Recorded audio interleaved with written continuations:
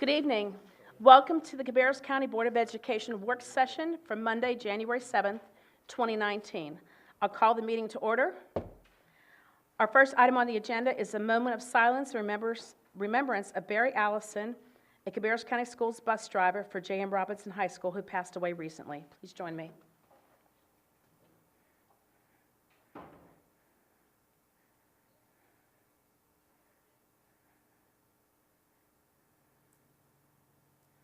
Thank you.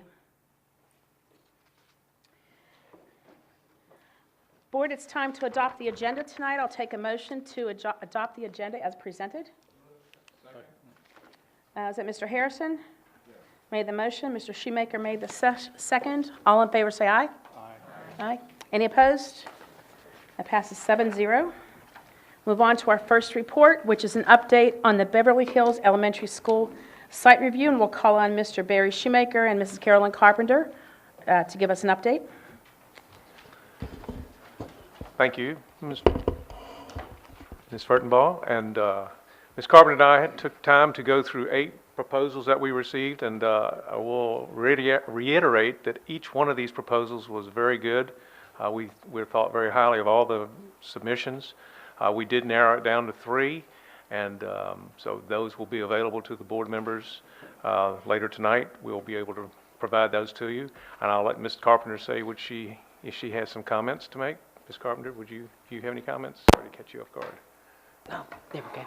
I agree with Mr. Shoemaker. We got 8 wonderful. I mean, they were all, any of the 8 would have been very good proposals. Mr. Shoemaker, excuse me, put together a rubric, and we had, what was it, 5 or 6 criteria that we put together. We had 6 criteria. 6 criteria. And each of you has a copy of that. And we graded them, and it was, and he graded his and I graded mine, and then we kind of come together, and when we added the numbers up, we were within 1 point of each other, but we did it separately, and it was kind of ironic because when we come together, we kind of it came within 1 point of each other, the 3 that we come up with, so we were kind of all on the same page, but when we added them all up, they were all very close, but the 3 that shook out were the top 3 that we kind of all agreed on. And what it boiled down to, the 3 that we brought forth, I was very, they all wanted community input. They all agreed that was very important. The 3 that we brought forth, they had all did sites or built buildings on small sites. They all had, 2 of them especially, had experience in buildings, did ones that had historical, one particular one did a building 1924, had renovated it and did a building with that. Also, one of the individuals had gone out, looked at the site, the current site. All these things I thought were very important. 2 of the ones that we have brought forth, they're local companies or one and have individuals that actually live in Cabarrus County. So I think all those things were important factors. Mm-hmm. And again, majority of them have done work for Cabarrus County before, and we're familiar with them. And I think all those things are important factors. And some of them actually have people that live in Cabarrus County, and I think that's very important.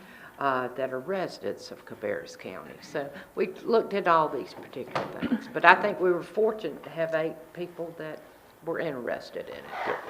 Okay, so next steps, Mr. Shoemaker? Well, next steps is I will make the, Ms. Carpenter and I both have copies of the 3, and there's some additional copies available in our board clerk's office. And so after the meeting tonight, I'll for board members that want to review the three so that they don't have a whole lot of reading to do, we'll distribute those, and they're enough for everybody to have a copy of their own, so, of each one of the three. Are we saying what those three are, or are we going to hold it to the next We'll meeting? hold that because we want to make sure that everyone agrees. We don't want to, and you know, we have other copies if you want to look at the others, but, you know, I'd prefer you go through the three that we have, and then look at that. And then next week, we should be prepared to make an assessment of which one we want to go with, recommendation. Okay, so board members, if you would get any questions to Mr. Shoemaker and Mrs. Carpenter by Thursday evening, so that they have time to get those answers back to you about anything they observed or know additional information, and then we want to be prepared to vote next Monday. Yep. Okay. Okay, anything else on this topic? Okay, next we'll welcome Mr. Matthew Cropper. And Ms. Reimer, are you going to join him, or it's up to you? You can stay there. Welcome, Matthew. Mr. Cropper's come back to talk with us about the results of the Realignment Committee and has a presentation for us this evening. Thank you, Madam Chair, members of the board, Dr. Louder. Yep. There we go. Madam Chair, members of the board, Dr. Louder, thank you very much for the opportunity to speak to you tonight. I'm here tonight to give you an overview on the recommendations that was made on behalf of the Realignment Committee. It's a culmination of months of and countless hours of work made by volunteers and a lot of review, and really proud of the work that they've done over the last 8 to 10 months. A little bit about who we are, because I know there's some new members on the board, but I'll just go quickly. We are Cropper GIS Consulting, McKibben Demographics. We're the facilitator and the consultant who manage the project, the realignment project that we're recommending to you tonight on behalf of the committee. So we do this kind of work all over the country, work with districts all over of different sizes, and we bring to the table expertise on what has and what hasn't worked, and then as well as the technology piece and being able to make accurate and informed decisions with the use of good technology. We were tasked to do this study because the district is in the midst of a capital plan to add capacity to support increasing enrollment and improve facilities. Primarily looking at fall 2020 was the year that we were looking at as a committee, incorporating the new West Cabarrus High School, the new Hickory Ridge Elementary School, as well as Beverly Hills being vacated for the purpose of this additional study that you guys have been talking about. In addition to the new construction, there are imbalances in utilization. Some schools are overcrowded.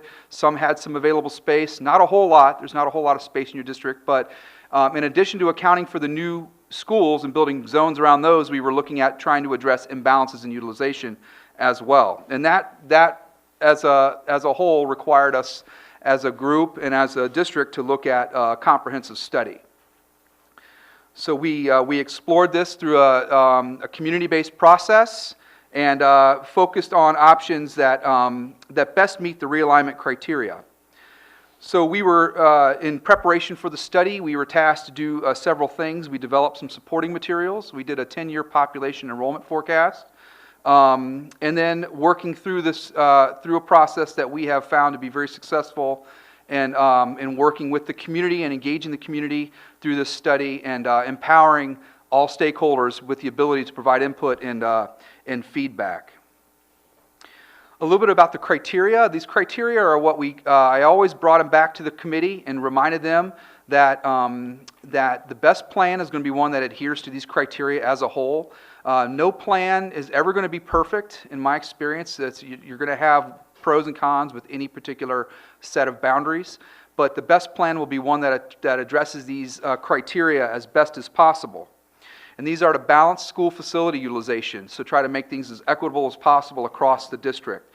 Not only looking at the student data that we have now in the schools that you have, but we're also accounting for the loss of elementary seats that you're going to get as a result of the class size reduction laws that are going in place with the state. And so we had to we accounted for that reduced capacity to elementary schools when we did this study so that you could be proactive from that standpoint.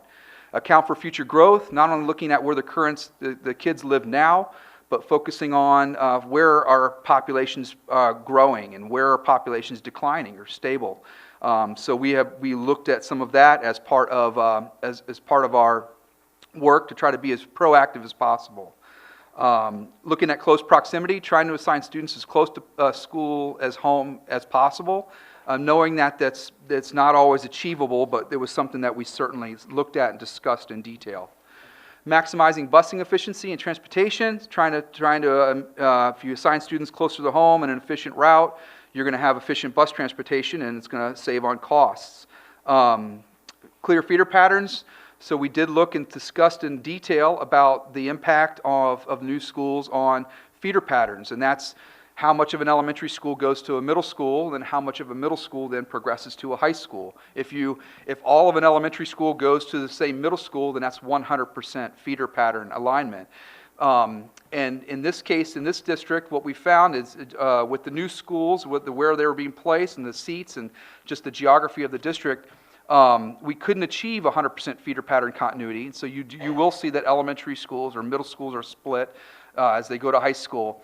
But just know that the committee did discuss for countless hours and looking at feeders, and every single meeting there were adjustments made to try to better align this plan and the recommendation with feeder patterns, with the next school levels for the kids. Allow for the highest grade at current school grandfathering, and this is something I told the committee this wasn't really their purview. This is more of a policy decision by the board, but it's something that's on the criteria, and it's common, we see it commonly. Minimize the impact on students. Consider economic, cultural, and ethnic diversity, so looking at demographics. Try to establish contiguous zones, so don't create satellite zones or little small pockets and move one small community out of a community away past a couple schools to another school, creating a satellite zone per se. Use major roads and natural boundaries wherever feasible to define attendance zones. So these are the criteria that we were looking at, and the committee was aligned with these as they were considering their recommendation. So this just gives you an overview of the timeline, and you can see the work. The work began January of last year. So this is about a year-long process with the preparation leading into the committee work, and which brings us to here tonight. A little overview on the committee's progress and the work that's been done to date. The committee met 8 times since May 2018 and spent many hours between meetings reviewing information and studying the options. They reviewed more than 12 variations of options since the process began. Started with 2 elementary, middle, and high school draft options, and then additional options were generated based on study and discussion and feedback from the committee and also the public. They looked at all kinds of information that was basically helped support the decision making as it relates to the criteria, enrollment capacity, demographics, feeder pattern data, impacts, as well as ongoing stream of information that the public was providing from the start. I've told the committee that options are draft throughout this process, and they are still in draft form until the board approves a plan. This recommendation is still considered a draft, and I've told the committee that.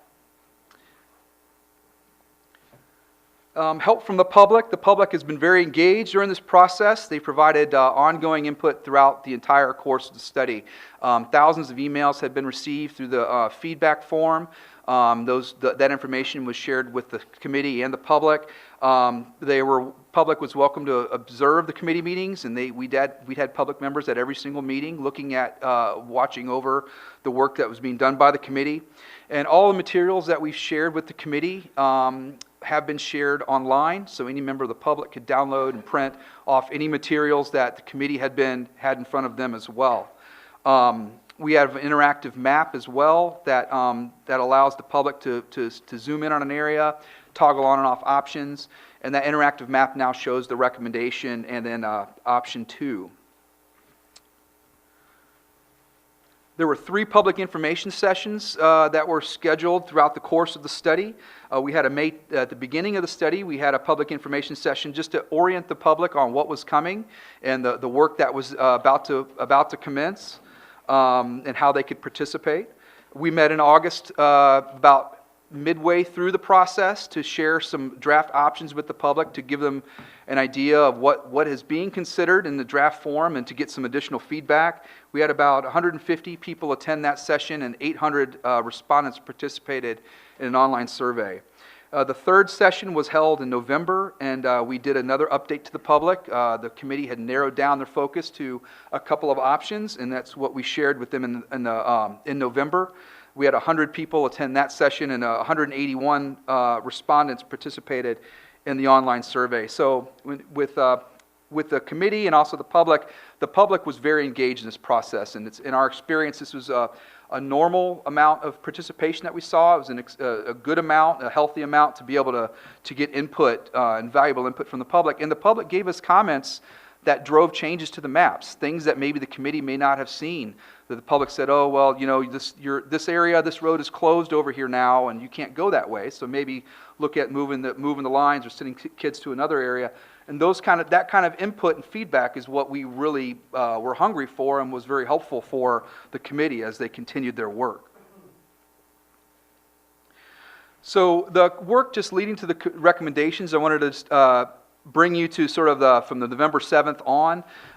If you're interested in seeing things, all the options that were previously considered, you can go to the realignment page. Every single meeting is on there, and there are links to all the options that were considered meeting by meeting. So if you're really interested in seeing the history and how the options evolved, you can go back and look at that, and it can be informative. But at the November 7th public information session, the committee had narrowed down to 2 options. Options 1 and 2 is what they were called. They were chosen by the committee at their 7th meeting, and as these options they felt best met their criteria and objectives. At the December 4th committee meeting, it was their final meeting. We brought back the 2 options that were shared with the public. And the committee looked at those, evaluated them, the feedback, and they made a few other adjustments to the options with a focus on the criteria. Some adjustments to feeder patterns and balancing utilization were made at that final meeting. Most of the adjustments were made to option 1, but there were adjustments made to option 2 as well. And when it was all said and done, after the committee felt like they were comfortable with adjustments to make the options as best as they could be, they took a vote. And the committee voted on option 1 as the plan they feel best meets their objectives and criteria. And option 2, it had 1 vote from a committee member, and but we're bringing option 2 to you just so you can see what the second option looks like and what the committee, the final 2 options that the committee had considered. And so, but option 1 is the option, and if you look at the materials in the handouts, that's been renamed as ES recommendation, or the MS recommendation, or the high school recommendation. This is a plan, so the elementary recommendation is paired with the middle and the high school recommendation. So, and the reason is that if you have to look at them in sync, because if you don't look at them in sync, you possibly make some small feeder pattern splits and other things like that. Not to say that if you as a board like recommended for one level, but the option 2 for another level, we couldn't merge things or make some adjustments to make it fit. But these are designed as a pairing. So the recommendation comes to you as an elementary, middle, and high school plan, and option 2 is an elementary, middle, and high school plan. This is the recommended zones that you could see on the screen. And when you look at this, you could see the black outline shows you the current zones, and then the background color is the recommendation. And you'll notice the green area in the southwestern corner of the district, of the southern part. That is the new Hickory Ridge Elementary School. And So I'm going to point at it with the laser pointer here, but this is the new Hickory Ridge Elementary School zone, and you could see that, this black outline is the Harrisburg line currently. So a little bit of Harrisburg got sent into Hickory Ridge to give Harrisburg relief.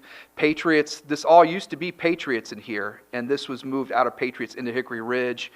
And then Patriots picked up students in the north outside of their zone to help balance and provide as much relief as possible.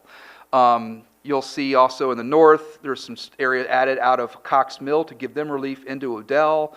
And in most of the action and most of the adjustments in the elementary level were made up in the Cox Mill Odell area and then down around the new elementary school. There were other scenarios that were considered throughout the course that moved a lot more students than this, but when it was all said and done, the committee felt like this was the best option to give as much relief as possible.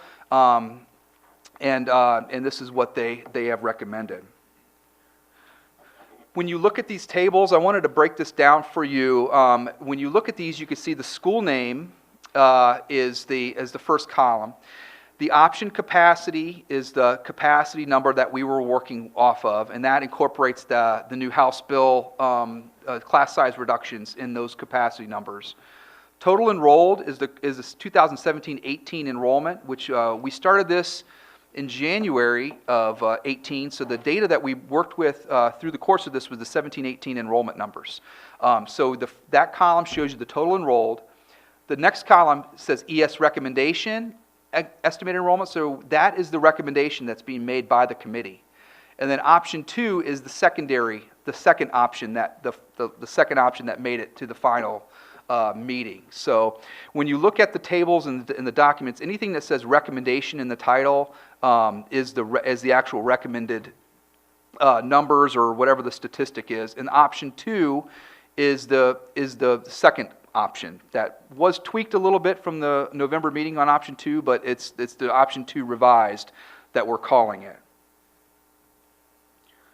So we presented, I'm showing you information, the same information that was presented to the committee in terms of format. So we looked at things in terms of total number of students. So the first table that you'll see just shows the raw numbers in terms of estimated number of students. So you can get this would help you understand how many students are you talking about at a building in the recommendation. You can compare that to the total enrolled, and you can see where those numbers differ. The next slide shows utilization percentage, and this is one that I prefer because it kind of shows your enrollment as it relates to capacity. So you could look at the current enrollment in the white column, shows you your utilization across the board of your schools, and then the teal is the recommended utilization. So you could see that there are a lot of imbalances and a lot of overcrowding in current schools, and the recommendation does bring things much more into balance and brings a lot of relief whenever we could provide it. There are schools that are still overcrowded, but I think that the committee had kind of resolved that this realignment is not going to solve all of the overcrowding concerns and issues that this district is facing. And they did the best they could to leverage the space that was added to the district and help provide relief. But one thing they don't want to do is they didn't want to move students, provide relief to one school, and then end up overcrowding another building. So they were very careful with that. The demographic data was studied and presented, so you could see how the impact on demographics of any particular school as it relates to the recommendation. Student impacts, so you could see that in the recommendation, 1,218 elementary students are impacted. That's not too bad when you consider that of that is our students attending the new school. So of that 1,200, 700 of that 1,200 are actually students that are attending the new school. So they're going to be impacted regardless because we needed to fill that school and help provide relief. And when you look at these tables, you see the tan-colored lines show you where students were moved and how many students were moved from one school to another. So those tan lines, if you break those down, you can see where the movement was and how many students were moved to different schools. This is the feeder pattern chart. The current feeder patterns from elementary and middle school are shown on the left side. and then the recommendation are shown on the right. You could see that, you see the chart just in looking at the length of the chart. On the left, your current zones compared to the recommendation. I feel like the committee did clean up feeder patterns a lot from elementary to middle, and that you can see the chart is smaller, which is indicative of fewer splits. They did their best to try to provide as much balance in splitting if they had to split, and they talked about feeder pattern splits a lot throughout all the committee meetings, in addition to the other data. This is the middle school recommendation that they have provided, which basically aligns with elementary recommendation. So you'll see some common lines and look at areas. And when you look at a line for a boundary, you can go back to the elementary line, and most likely that line will follow the same line as an elementary, which may explain why a line may be shaped one way or the other. And the data is being presented as well in the same format as elementaries. The recommendation is the teal colored. It's called MS recommended. And then just one thing I'll note, when you look at the utilization, you can see your imbalance in utilization currently in your middle schools. And if you compare that to the recommendation, you can see how the middle schools have been brought to much more of equitable use of space across all of your middle schools compared to, and given some relief to some of the schools that needed it the most. The demographic data and impact data was also studied and shared, which is being presented to you tonight. The middle school had 528 students would be impacted as a result of the middle school adjustments in the recommendation. Middle school to high school shows you the feeder patterns, just like I showed elementaries, and you could see how the middle schools to the high school, from the current to the recommended, how they are impacted. You'll see there are more splits now than what you currently have, but with the nature of adding another high school into this district, it was very hard to not have as few splits as what you have currently. And but I will say that we did study feeder patterns, and the committee did their best looking at feeder patterns without compromising other elements of the criteria. High school recommendation is shown here, so you could see the yellow zone in the center of your district is the West Cabarrus, the new West Cabarrus High School zone, which pulled from schools all adjacent to it pretty much. And so you could see that a lot of students were impacted in this, but this was a really good zone in that it provided a lot of relief to all of the schools that surround it. Again, the utilization and enrollment, and just point you to the balance of utilization that exists as a result of the recommendation, and that there is a good balance of utilization across the district and through the work of the committee. Demographics and impacts, 2,334, I think that number is the number of high school students that would be impacted as a result of this study. And yes. And just to note again, like I did with the elementary, that of that 2,300, it includes the new high school, which every single student at the new high school is counted in that, and that's 1,593. So if you put that in perspective, it's a lot of students impacted, but you need to you should expect to move that many with the new building coming online. So what are the next steps? The committee's work is done, and we have adjourned the committee not to meet again, and they are very happy that their work has come to closure. Very appreciative of the work, and they understand the hard work. We do have a lot of committee members here in the audience tonight, and I thank you guys for coming out and showing support for this recommendation. Next steps are us as a consultant. Cropper GIS is here to assist the school board in understanding the recommendations in any way. If there's anything that we can do to help, we work through Ms. Reimer, but if you guys have any questions, you can filter it through Ms. Reimer, and we would be happy to answer any questions and help familiarize you with the recommendation. If you have any questions or want to know how or what, and anything we can do, we're here to help. The school board can vote on a plan whenever you are ready. The public has been told that it's to be determined, but the board is expected to vote sometime in March of 2019. So in a couple of months is what the expectation is from the public and also the committee. Implementation isn't until fall 2020, but it would be good to finalize a plan and have the board vote on a plan as soon as possible.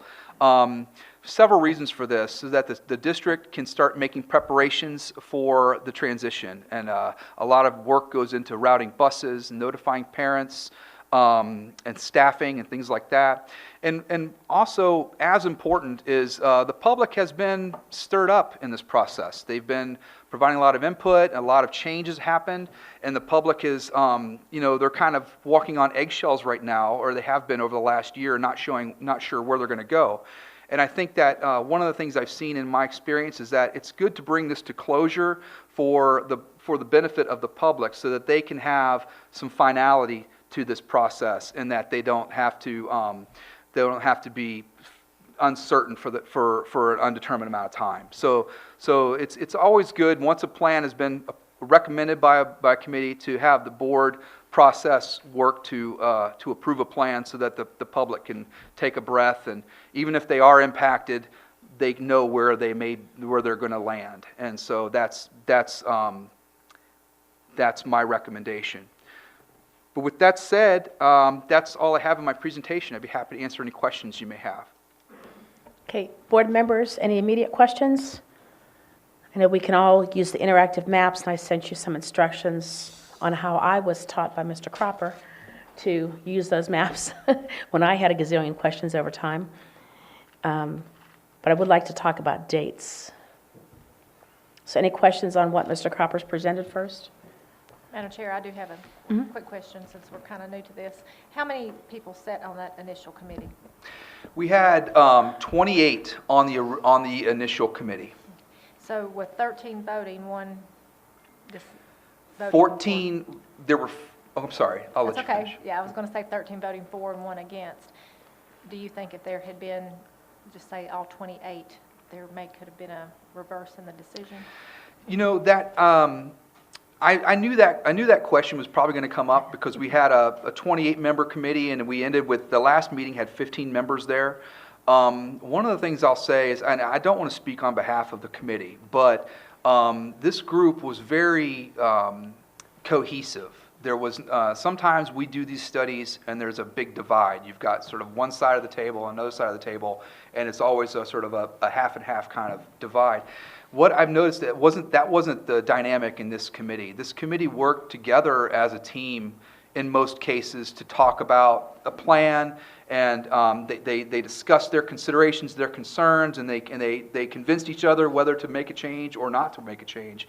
And I really feel like if the full committee would have been there at the last meeting, the results would have been very similar to what you see here, just because of that dynamic, that they all seem to be working towards an end goal.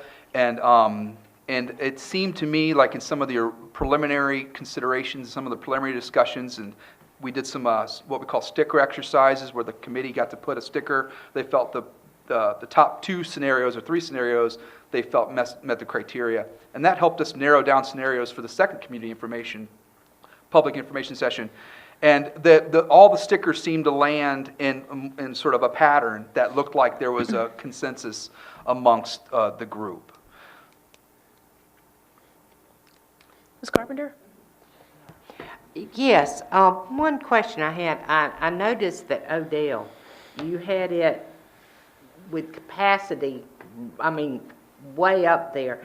When you were doing your data, did you update it one time, or did you continuously update it? And the reason I asked that, just recently, the city council approved a very large parcel out there right at Odell School, which is going to be mixed density. It's going to really put more people right there at Odell School. And I didn't know if you had that data included in this study. Okay, so we worked with the fall 2017-18 data from the start, and we carried that through the course of the study with the committee.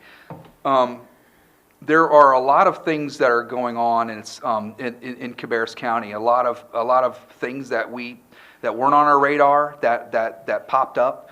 And what I'd say to that regard for Odell is that Odell utilization went up because Cox Mill is overcrowded. Cox Mill was at around 110%. 110% utilized. So the thought was to give Cox Mill some relief, and Odell had some available space. They were running at about 88% in 17-18, and so the thought was to balance the utilization between those two schools. If we weren't to do that, and we were to leave Odell as it is right now, they may absorb that. They may be able to better absorb that new growth that's going on near there. But then you have Cox Mill down at 110%, and there's new subdivisions that are going in there as well, and new developments that are bringing in a lot of students. I don't know if it's as many as the Odell, but enough to bring Cox Mill up, raise their needle up much higher. So I think it was the trying to provide some relief and balance utilization, knowing that each of these school zones in some certain areas, there's still going to be ongoing growth, and if the growth, as the growth continues, this process kind of leveled out utilization, equalized utilization. And now, as new growth continues, that utilization will just grow more equitably, as opposed to having one be at 120%, another one ending at 95%.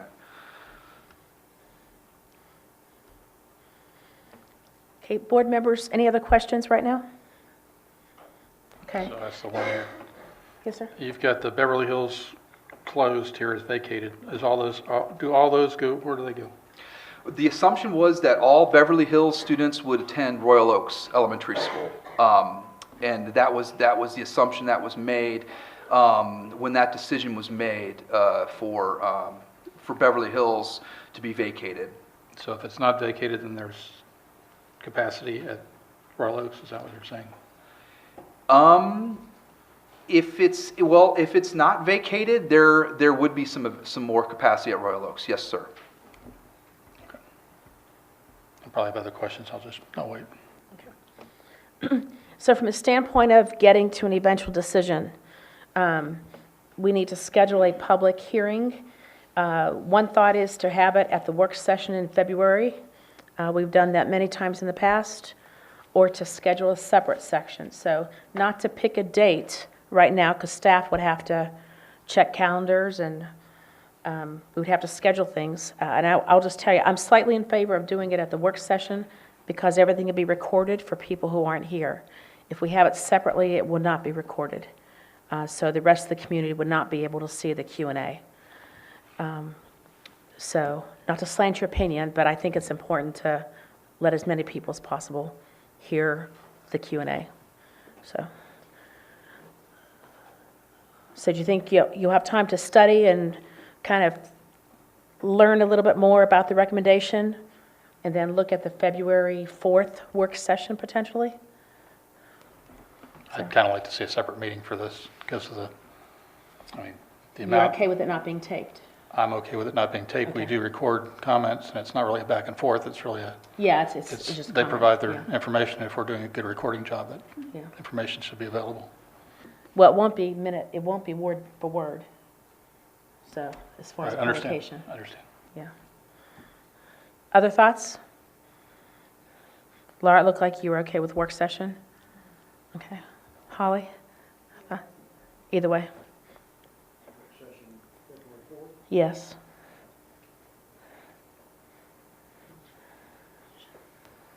Your thoughts? Well, when will we get a chance to have a conversation more about, to bring up our questions together about this study now that we've got the options to look at? And Were you thinking of having that in that work session as well? We could do that at the work session, yes. And then we would still have the business meeting and another work session before we would eventually vote in March. So we would have several opportunities for meetings, as well as you can always, package your questions into an email, so. I would entertain the work session. Okay. Ms. Carpenter, your thoughts? Well, I mean, either way is fine, because I'd like to get the input from the public, because, besides what we have as a comment, what we have as a comment, I'd like to get the input from the public. Oh, we absolutely will. What they would, Yeah, we'll they get. may have some suggestions to say, hey, because looking at, what borders, a lot of times I like to use our main corridors as borders. I don't like to cross interstates. I don't like to cross main thoroughfares. I like to have a nice cut. And I want to look at that. And a lot of times like to use, now that we're this one's right in my backyard, in your backyard. Yeah. I'm the end of a district, one way or the other. Yeah, and when I originally looked at it, I see them going straight down Weddington Road and going straight down, and they go down and they jump out and get one subdivision, but then they don't do anything else, and I don't quite understand that Well, that's where you strategy. can send that question in. And why did they just not take that whole corridor? I don't quite understand that strategy. It seems like you just go down and take that whole road and stop from one end to the other. Mr. Cropper, I understand believe that. you met with transportation, right? Yes, I did. To look at their proposals. Yes, ma'am, I did. Yeah. And I think that, I'm not sure which area, are you referring to the high school zones? Yes, and that's what I don't understand with, it seems like, that high school is on Weddington Road, okay? And that's what I don't understand, why they just jumped out and Carriage Downs. And picked up a is where I said, jumped out and grabbed, Carriage Downs. And we've got quite a few subdivisions on that road. You've got, Taymor, you've got Freedom Acres, you've got, a lot of them. Why not just pick up everything, from Pitt School to Yeah, if you remember, 29. Carriage Downs has always been our challenge ever since we built Robinson's. That's a long time ago, because it has two entrances. But Kings Crossing and Gable Oaks don't, and Taymor doesn't. That Carriage Downs goes through, so I know that has always, and it's so large that you really can't split it. There's no nice street to split in the middle, and you won't want to do that. So, yeah, that has always been a challenge neighborhood for us for redistricting. but the same way but just make it real simple. Pitt School to 29, just all the way over. Just take everything to 29. I believe part of what you were looking at was going on the major corridors. We looked at major roads were a part of it, and all the criteria was, there's a call, for every action, there's a reaction. And so, if you wanted to keep all of that in, say, West Cabarrus High School and make it look more aligned with a highway, for example, what the reaction to that is that it creates a bigger imbalance in utilization of the two high schools. And also could create a more of a lesser balanced split of the feeder patterns from middle to high school as well. So there's always an answer. I think I know which area you're talking about, how the West Cabarrus kind of has a piece cut out of it that stays at Northwest Cabarrus. And that was something that the committee talked a lot about. Every single change that you see in here, they really studied and looked at, the same kind of things you're thinking about. Well, why wouldn't you just do this and instead move the line over here? They went through the whole course of exploring that through the course of it. And I think that the committee understood that, okay, if we do that, it causes more negative impacts than positive. And that's what the rationale for not pursuing an option that looks different than what's been recommended. Because one of the things that was, of course, we went through a lot of we've been through, as you've probably been through, a lot of redistrictings. I remember when they pulled out years ago, Ms. Furtenball remember when Autumn no, it was, what was it? Laurel Park was pulled out to go to Northwest. She remembers it. A few of us remember that. But that was pulled out to go to Northwest. And it was right down the street from Winkler. But that, you know, it's, and it was discussed about crossing highways, because at that time it was crossing 73. And factors were taken into consideration about how it's dangerous crossing major intersections. At that time, there'd been 3 deaths at 73. And so that's why we talk about how crossing intersections and how dangerous it can be. So you look at 73, 29, those type things. And so when you're talking about going to Robinson, they've got to cross from our side of town, they've got to cross 29. So that's why I was wondering if that had been taken into consideration. Yes, ma'am, it had been. They looked at major roads in detail and trying to avoid crossing major roads and aligning with major roads, because that's one of the criteria. They were certainly looking at that. But I think that what they found is if you try to just focus only on major roads, you start to deviate from the other criteria. So if you have a plan that just all follows major roads, you start having greater imbalances in utilization. Some schools are much greater overcrowded, and some would end up being underutilized just because of the nature of communities that have built out and how many kids live in the different subdivisions across the county. It makes it a challenge to try to align perfectly with something like roads, for example. So you're giving each criteria equal weight? Is that what you're saying? Each criteria was given equal weight. The utilization was one that's kind of, since utilization is an objective and a criteria, utilization kind of rose to the top, and looking at balancing building utilization, that was looked at, I would say, a little bit heavier weight than the rest of them, just because it's part of the objectives as well. But yes, all the criteria were looked at. I told the committee, look at them all in a basket, and the best plan's one that touches on these criteria as best as possible. Can I ask a general question? Yes, sir. You said that transportation reviewed the plans. Was transportation's input quantitative or just a general review of the proposals and a general consensus? Yes, sir. They didn't run any routing numbers and say this is what this routing miles for this option versus that. They didn't get into that kind of detail. They looked at the maps, and we studied the maps, and I showed transportation where we were making adjustments, where the committee was considering adjustments, and they would give us their gut reaction. They'd say, oh, well, you're crossing over this road, or there's a bottleneck at this intersection, and that kind of information that they had provided that I went back and shared it with the committee, and that feedback did drive some changes to the maps based on what transportation had been telling us. But primarily qualitative in terms of just understanding Yes, sir. of the intent and the ramifications of each Yes, sir. each change. Okay, thank you. So, you have another question? Just, again, clarification for Dr. Louder. So this criteria, in the Trago process, we rank the criteria, don't we? And here we're not, is that?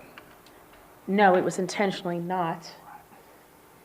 So they weren't using the Trigo process.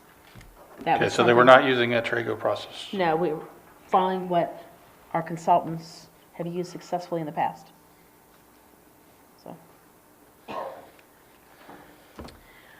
So we have kind of 2 homework items. One, I will work with Dr. Lauder to determine, sounds like we're leaning slightly towards the work session for the hearing, to see what else might be on the plate for that work session agenda, to see if we can, typically when we do a public hearing at a work session, we make sure the regular agenda is no more than an hour. Try to get it really narrowed down.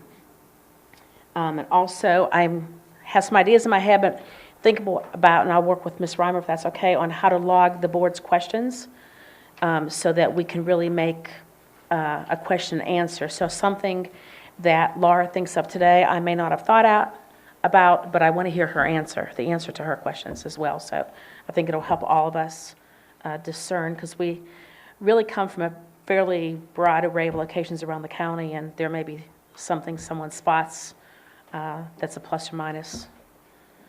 So, and keep in mind, our job is not to redo these maps after all the hard work of the committee, but rather to look for caveats, concerns, or get clarifications that you can make a confident But vote in March. the decision rests with the board. The It board can does. tweak this as we desire.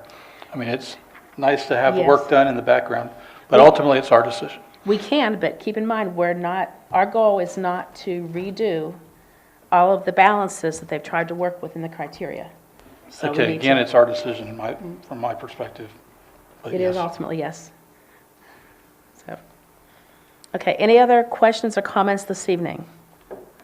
And this is mainly a comment to myself. I've learned over the years that when I have questions like this, I need to segregate my questions pertinent to the process and the committee and the expertise that we have here, separate from questions that I might have for staff, which staff can answer about bus routes and impacts to the 10-year capital plan and things of that nature. So I'm trying to get my questions formulated in my own mind, but not burden you with topics that you can't answer, but which staff in time would be able to advise us on. Okay. Well, thank you, Mr. Crapper. I expect we'll probably talk to you a time or two again. Thank you. Thank you all. Thank you. And like I normally do, I sometimes forget to introduce our deputy who's with us tonight. Welcome Officer Holmes from A.T. Allen and Mary Frances Wall Center. Thank you for being here. Board members, will move on to the items to consider for consent agenda. Agenda item 5.01. And first, we'll have our budget amendments. Thank you. We have several budget amendments for you. We'll start with the state. Just some minor adjustments. That first adjustment is in reference to our visiting international faculty. It's just a move from one category to another. Excuse me, Ms. Cost. Thank you, committee members, for being here. Then there's a small adjustment to our CTE for program licenses where DPI can purchase those at a better rate for us. The charter school adjustment for EC, that's consistent with previous years, so we're right in line there. And then a nice little adjustment to our CTE, just planning versus actual. Okay. Next one is our federal fund. Mostly what you're seeing here is some additional funds that the state has awarded. They're actually grants. Okay, far enough, come back. Yep. So those are grants that come from the state, mostly aligned for our EC programs, and it's really just the timing of those. They're not awarded at the beginning of the year. They just come through the year. You have a question? I have a question on Sure. $125,000 and $127,000 on workshop expenses. What is that?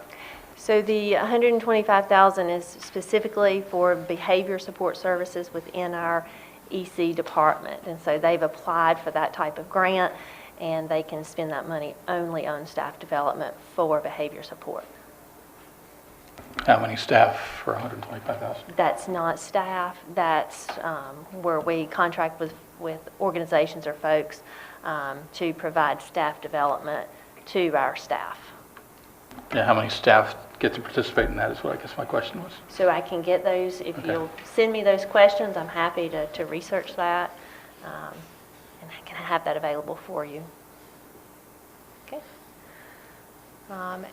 There's a Title I adjustment, small adjustment from one area to the other.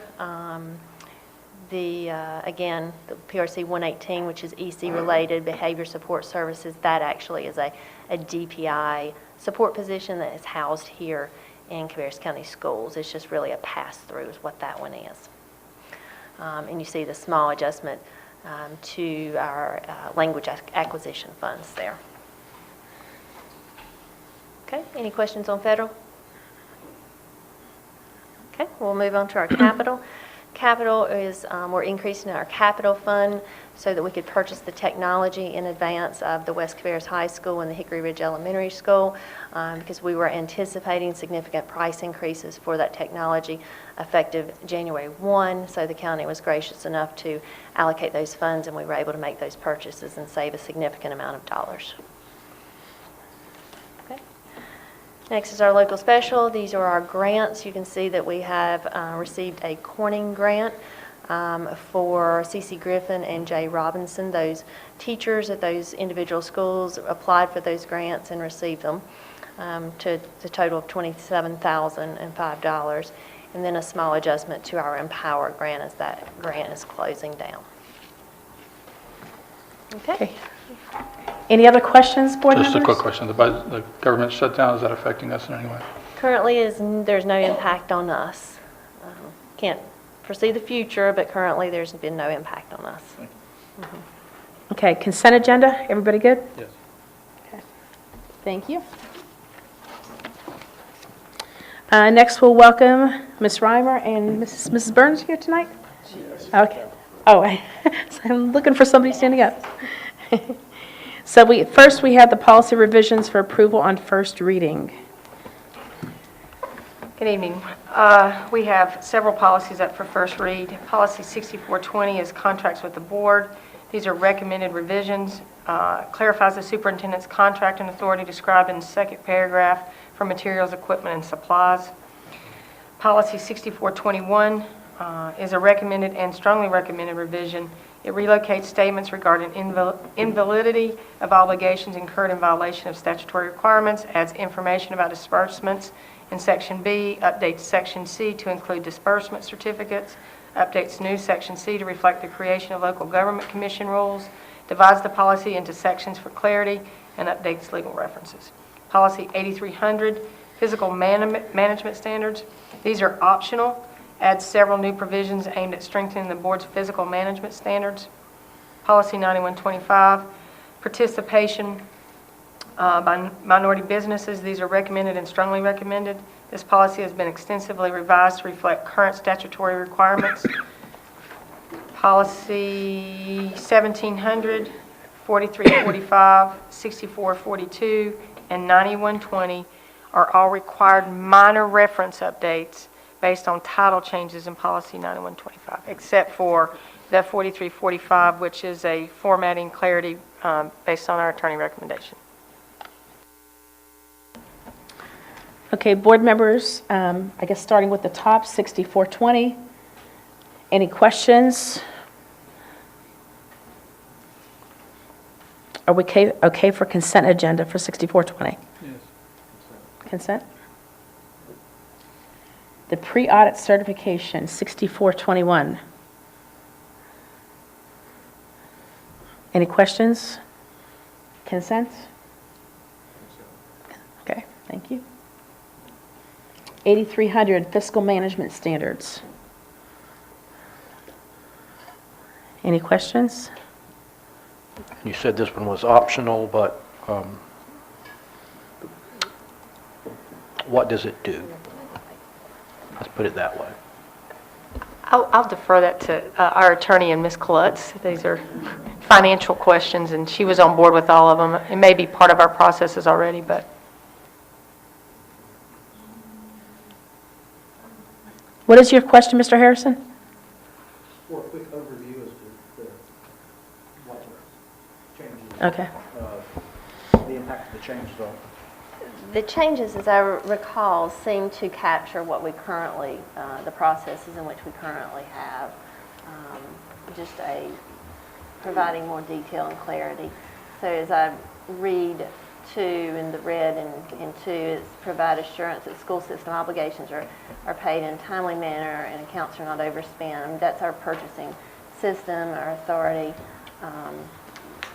that there's safeguards there. All of those things are things that we do on a normal basis. Yeah, it didn't seem like there was anything new in there, just maybe a clarification of what you actually do. Specifics. Yeah. Mr. Shaw? Principals, any? Yeah, that was my impression as well. It didn't seem anything new.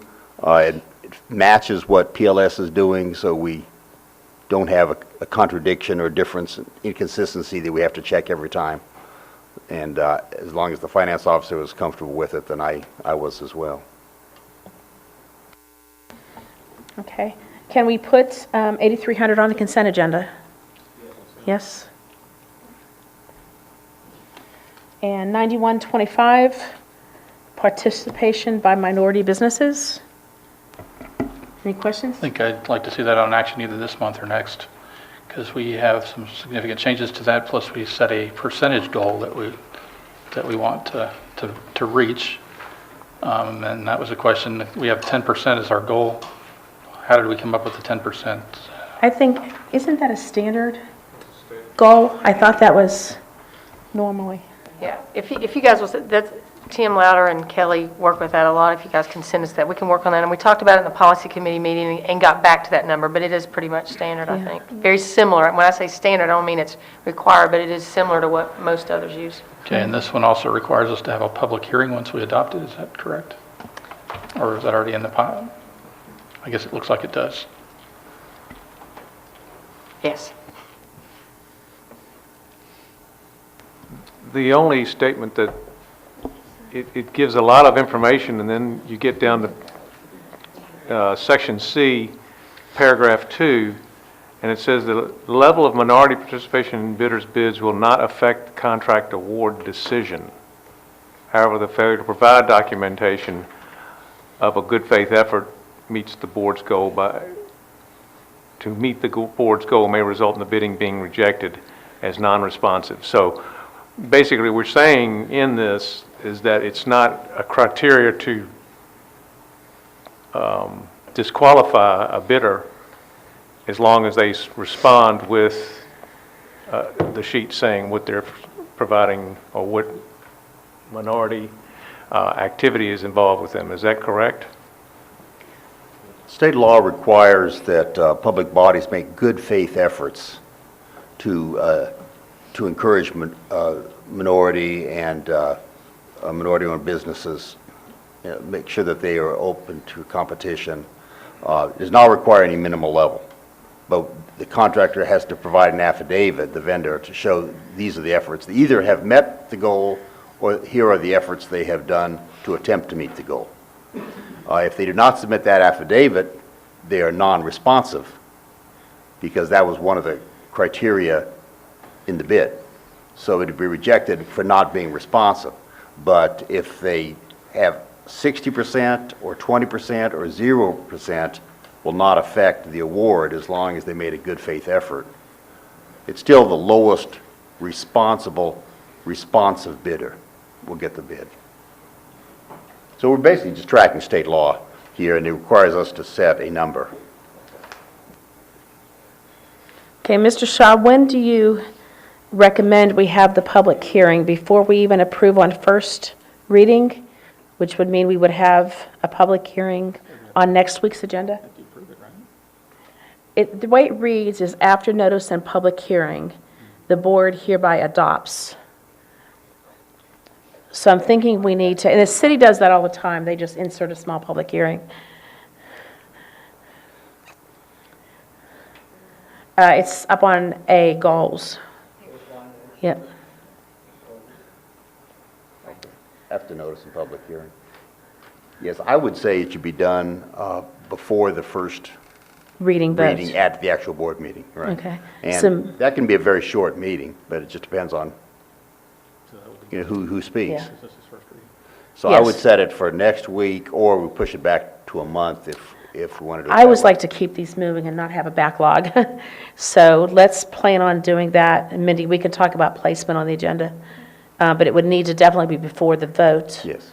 on policy, on this policy on first reading. So.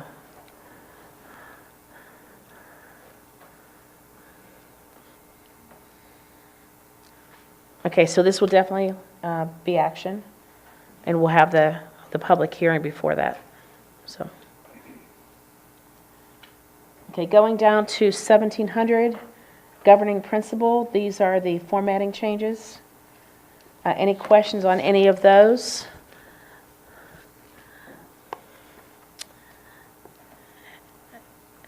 And I don't know whether to assume they would all go on consent because of the format, it's minor? Consent? Okay, so all four will go on consent? These four that are the formatting changes? Okay. On 9120, two things. Third paragraph under A, you refer to policy 9125, but then you didn't change it to policy title. And then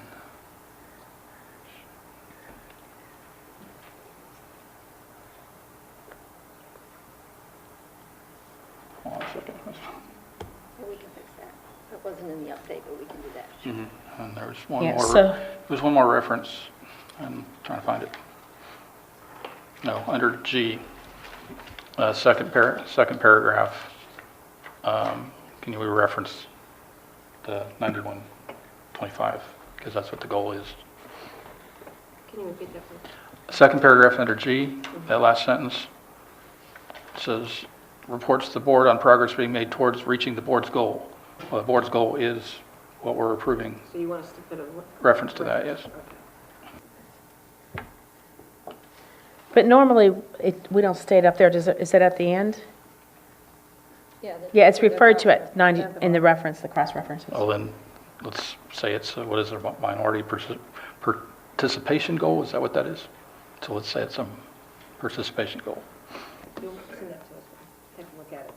Yeah, and just define.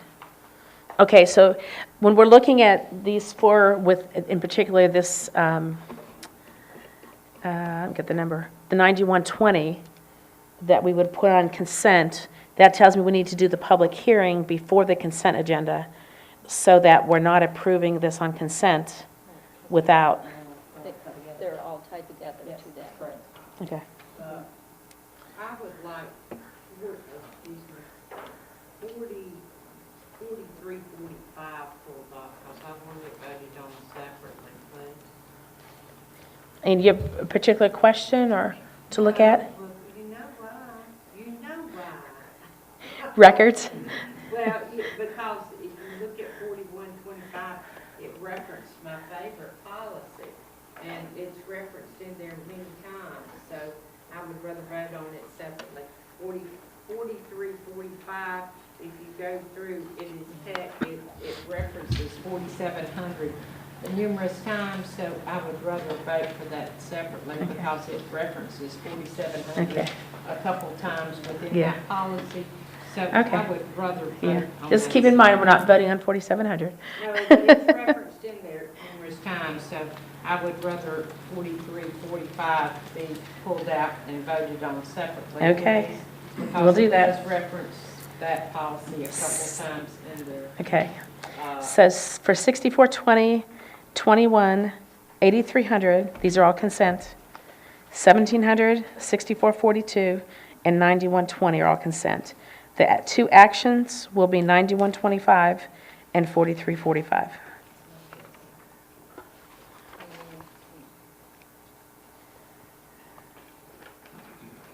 And I can give you my notes here, too.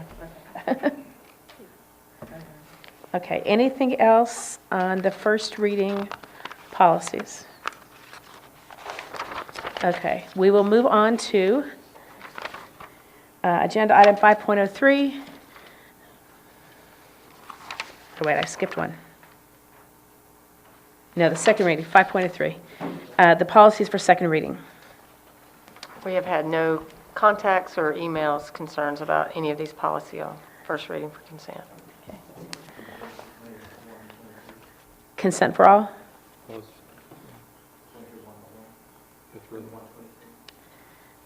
Any other? You said except for 21, 23? Dave? He's a consent. Oh, He was just- yeah, okay, Just read yeah. them off individually. Consent on 21, 23. 3,200 instructional materials. Consent. 3565, 8307. Consent. Okay. 4316, student dress code.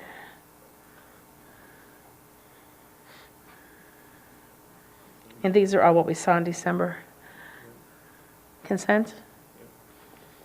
And 4,400. Consent. Okay, thank you. So second readings will all be consent. Thank you. And Ms. Reimer's going to stay with us. For agenda item 5.04, the approval of the non-traditional school calendars. And non-traditional includes Wolf Meadow and the early college program. Yeah, I'll start with the early college program because it's hopefully the easiest. We had a change to their calendar for a inclement weather day. They chose to use, early on with one of the hurricanes, we chose to use the 20th of December as a makeup day. It was a teacher work day, but it was not the initial one, and so we changed that so that they would then be able to use the 15th and 18th as some of the other inclement days. So that was the change to the calendar, and asked for board to approve as already done. Does this still match the community college schedule? Yes, sir, as much as possible. And they have, the other thing is they have plenty of hours, so their high school hours are more than our regular school's hours, so they're in good shape. Yes, But this is both early college programs. correct.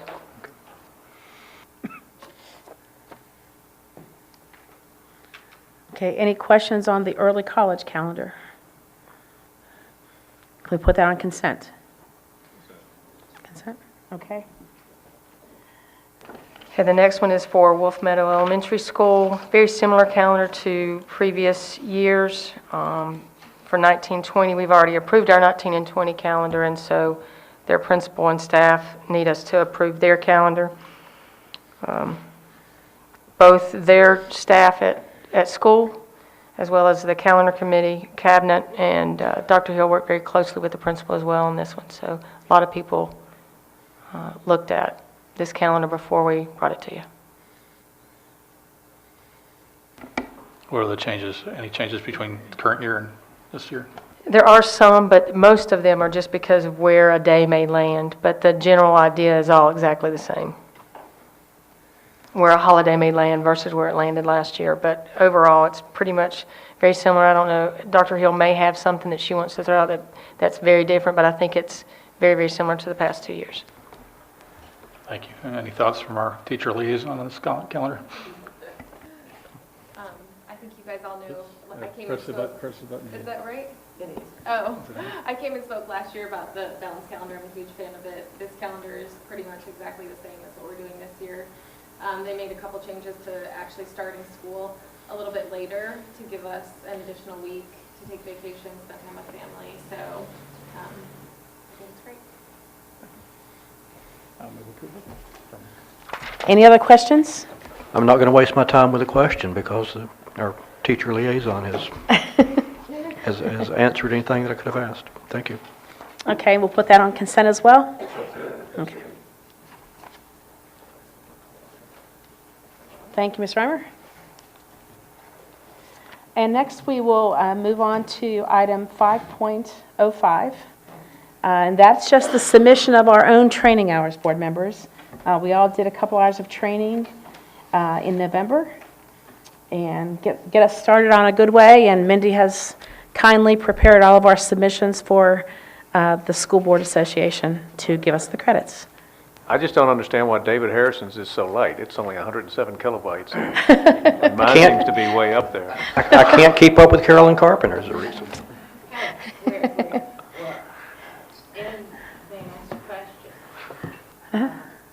I know I had sent you a thing checking about maybe us doing some webinar hours. Are we going to possibly do that? You know how I love my training. Yes. Are we going to possibly do the webinar, do the webinars? Are we Yes, gonna and do- actually, I said we didn't have to do this during the meeting, but we can. We received, if I can find this in my email, we received a notice about a webinar that is offered on one day, and we can pay one district fee and $10 per board member to record the credit, and then anybody with the login information, and I wish I could find it because it was a really good topic. Any with login information can log in all day that week, all day, anytime that day to do the 1 hour. So those of us who work during the day can look at it in the evening, or if you want to do it first thing in the morning, whatever, the hours. And I've done that in the past, and it's nice. Yeah, it sounded like a good topic, and I wasn't prepared for that question, but let me see if I can find it. Oh, here it is, from Janine Murphy. So the topic is, one of your favorite topics, Ms. Carpenter, is the limits on the release of student information to law enforcement and other parties. Yay! What date is that? What hour is it? It is on January 15th. Oh, yes. And Dr. Louder can make it available to principals and so on if he would like to also. So is there interest? I know I'm interested in it. I'm interested in it if we can take it at any time in a 24-hour schedule. That's what it sounds like. I don't know if it's a Because in the past, they've had these cutoff things That's at 4 exactly how o'clock. it works. someday. We Yeah, signed up for it last anytime time, within and that. it was 9 or 10 at You night know while I I was love going that through it. topic. Well, actually, the time is limited from 7 a.m. to 9 p.m., but that's a pretty broad span. Fine. You can, fit an hour in, and then if you do watch the whole thing, then let Mindy know. But I guess if you all, sounds like you're interested in it, because I thought the topic was interesting, and we can all get another credit for that. So- And did they give And us gain a information. number and everything, the call and everything? Where do we get? who do They we- will, once Mindy would register us, then they will provide, and then it'll be her responsibility to share it out. I'll call her tomorrow and find out the information. But yeah, that's great. The one I was interested was that one on March the 9th, because that was where I could get that ethics training. See, I need that 2 hours of yes. ethics training. Yes. And that was the one I was interested in. Well, let's look at the whole set of offerings for at least the spring now, and see which ones we might be interested in. They had some real good ones. Board They- members, I will send you a copy of what I just received at our training on That is great. Friday Oh, the you just 4th. received it? Yes, so I'm Excellent. trying to Yeah, they save had a that right great, now, and I'll I send mean, it to they you. had some really good, the one that I saw, they had some great, some really good, interesting, if it's the one I'm thinking about, they had some great programs they were offering, what I saw, and with some very interesting on safety and some real good programs that I thought would be So- really good. Board members, are you okay with putting our training hours on consent? Thank you. And now we'll move to some items to consider for action next week. Welcome Dr. Hill to talk with us about the summer program and EOG readministration.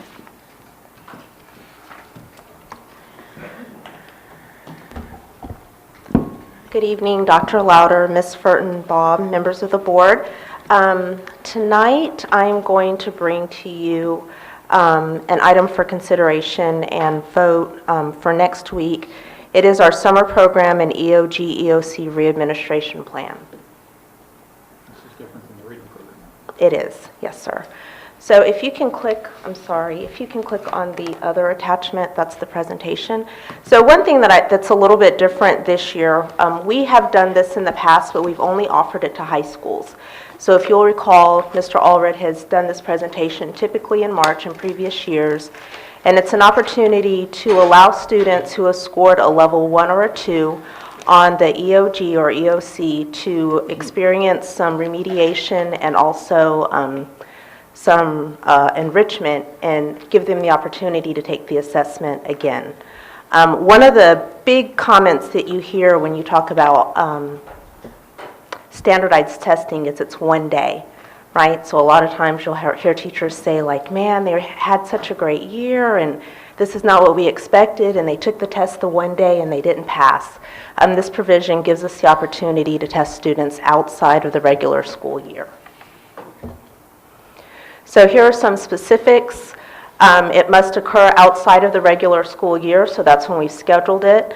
As I said, it's available for students who scored a level 1 or 2.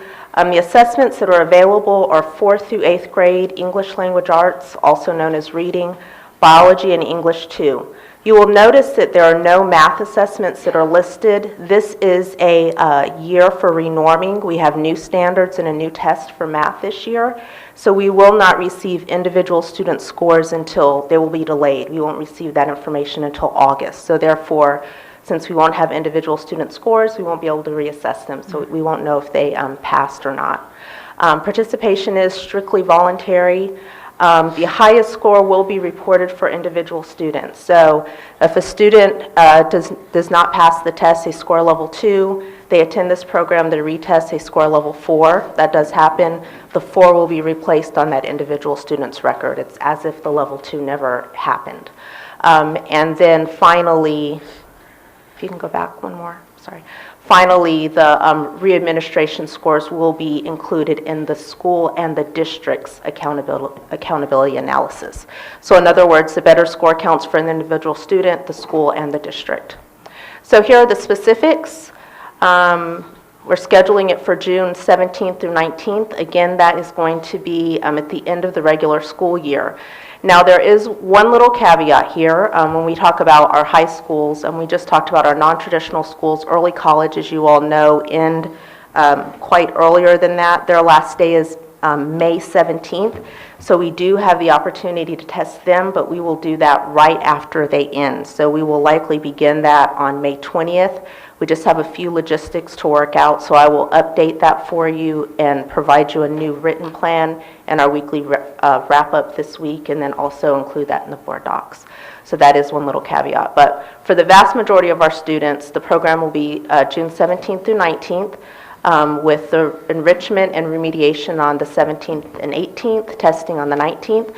We are going to rely heavily on the digital resources that we have here in Cabarrus County Schools. Our curriculum and instruction team will be working on some Canvas courses, some activities that are standards-based that students can work through during that time. We will be providing transportation to our students. Snack and lunch will be provided, and the bulk of the funding that we will need to work with that's already in budget is paying contracts for instructional personnel to work those 3 days. I do have a quick question. Yes. Excuse me. Well, does that work with Wolf Meadows timing, that their fourth and fifth can participate? That is a great question. Okay. So I have worked with Ms. Brinson and also Ms. Oliphant to find out if they wanted to have their camp immediately after their school year, but Ms. Brinson and Ms. Oliphant agreed that we would include them here with these dates that we have provided here. So thank you for asking that. Okay, these next couple of slides, what we've done is we've worked with our principals and district folks, transportation here as well. What we plan to do is cluster our schools because we do not anticipate that we will have a high number of students that participate because we're going to do so well the first time. So for that reason, we've clustered our schools. So what you will see here is that the first school that's listed with the star will be the site at which the program will exist, and then the schools that are listed underneath will attend that satellite. So these are the sites for elementary. For transportation, we will be using our 3-tiered bus transportation, so you will notice the time differences. The next slide is our middle school, and then finally is our high school.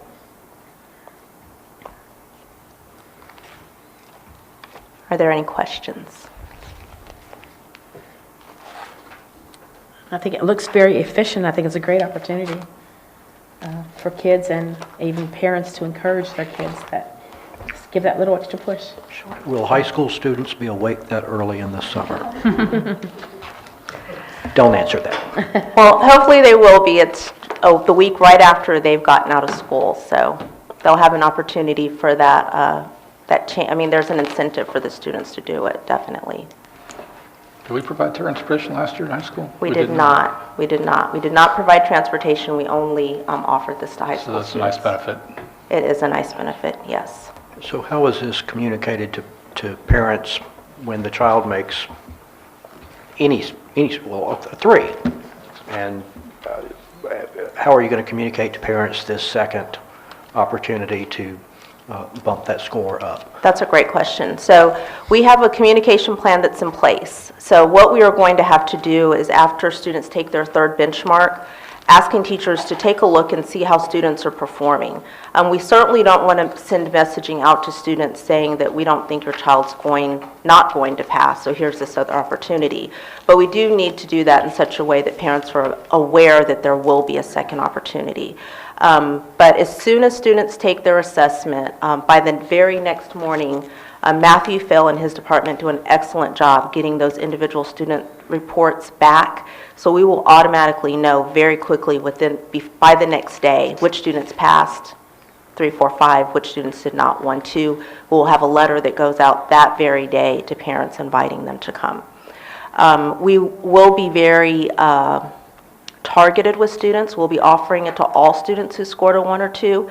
However, we do not want to make parents feel like, feel pressured or that they want to have to send their child through this a testing experience again. We have several students that miss it by 1 or 2 questions. So those are really the students that we're trying to target for this program, even though we're going to open it for everyone. So I have a question about the high school. So if a student, biology is still sophomore year? Yes. Okay, so could they potentially need to, be right on the brink of passing biology and English too? That's another great question. Yes, that is a very strong possibility. Now, one of the caveats is the students have to have passed the course.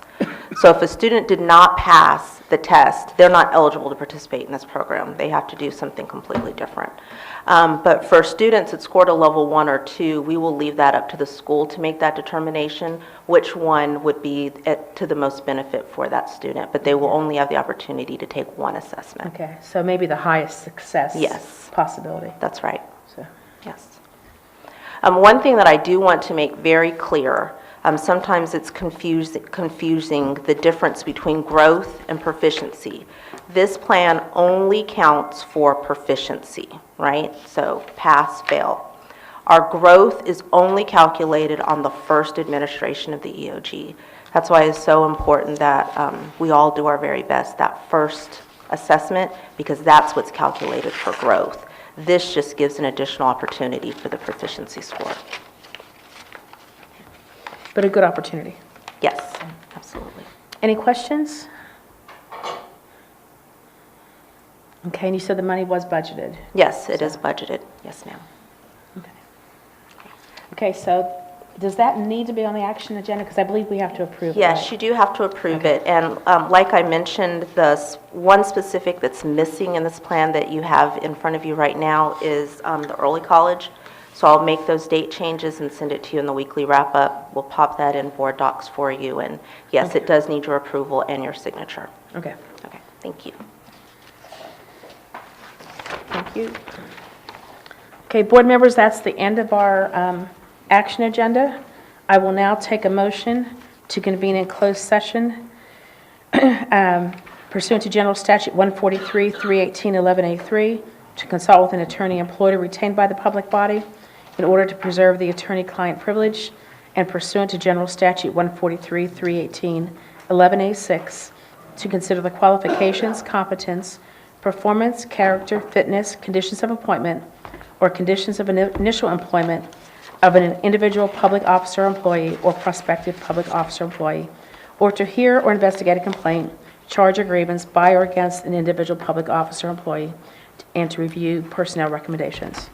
Have a motion to approve? Second. So who made the motion? Holly? Ms. Grimsley? Motion made by Ms. Grimsley, second by Mr. Walter. All in favor say aye. Aye. Any opposed? Okay, the motion passes 7-0. We'll say goodnight to our viewing audience, and thank you for those who are here for the meeting in person. And the board will now convene in closed session. Thank you.